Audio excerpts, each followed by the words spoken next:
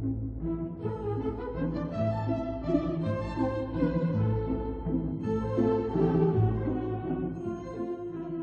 cold winter morning dawns in the land of the legends, along the banks of a small stream which runs into the mill pond, where they say the fairies come and bathe in the moonlight.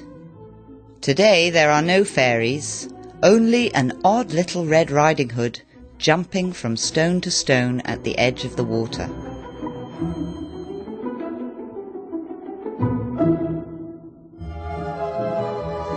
Under the porch of the old house, two Smurfs are busy at the side of an enormous granite millstone which is noisily turning round, pulled by a mechanism with wooden teeth.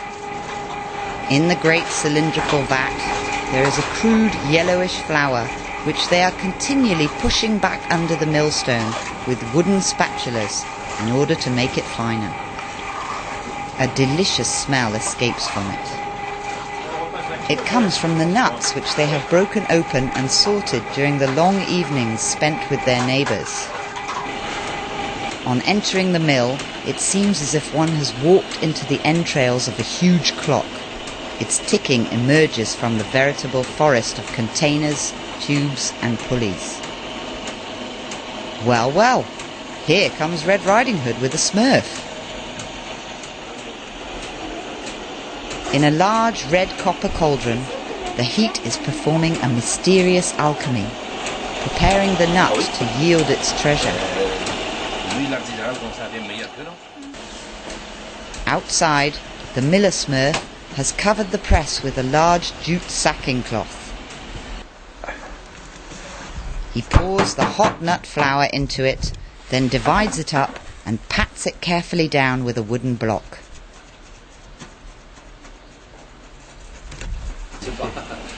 He finishes folding up the flour with gestures bred from long years of habit.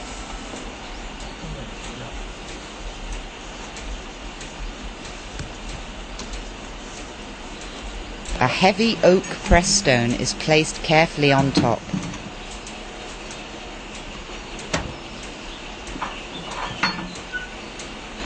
And then a thick slab of steel is laid over the whole thing. The press starts up amid a noise of huge castanets. Very slowly, the piston descends, sure of its power. Right, it's time for a small snack.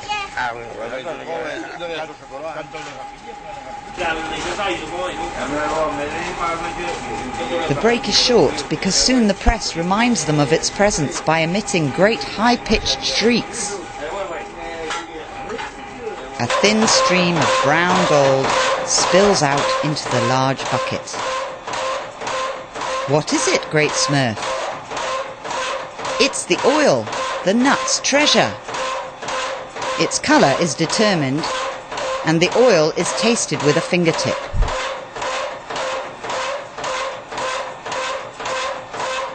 It's like drinking liquid nut.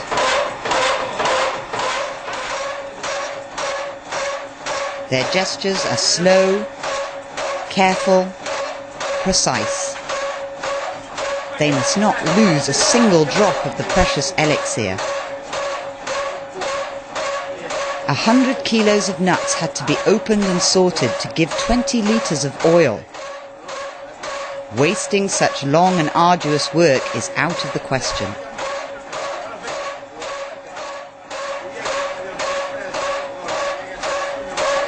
Almost religiously, the Smurfs fill the container, nestling in its wicker basket.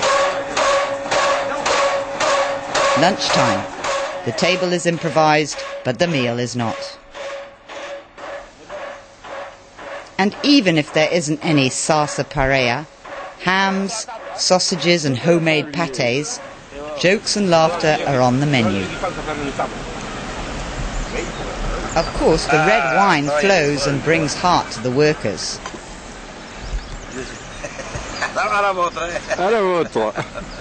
It's time to get on. There's still much work to be done.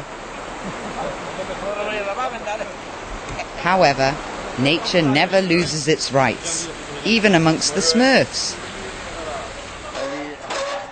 The nut cake is removed from the press, hard as a tax inspector and dry as an English governess. Broken down with a hammer, it is put back under the millstone for a second grinding, then again into the cauldron and once again under the press. After 3 such passages through the machines, the nut cake gives up its last drops of oil and then becomes food for the farm animals. Other Smurfs have arrived. It's time to drink another glass while exchanging news from the rest of the land.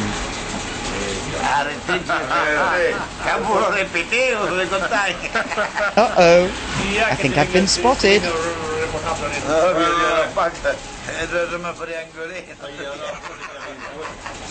Everyone gives a helping hand, just for the pleasure of being together.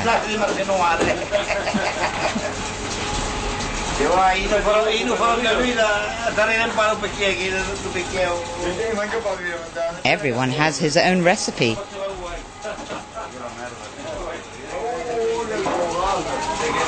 Il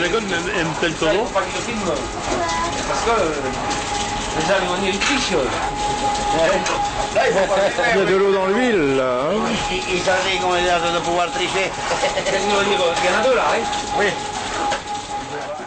And that's yet another reason for joking. The containers and bottles are filled, wisely lined up against the old stone wall.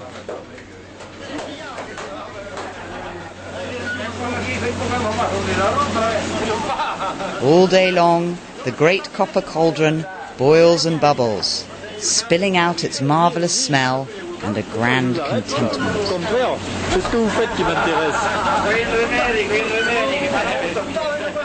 Laughter peals out everywhere.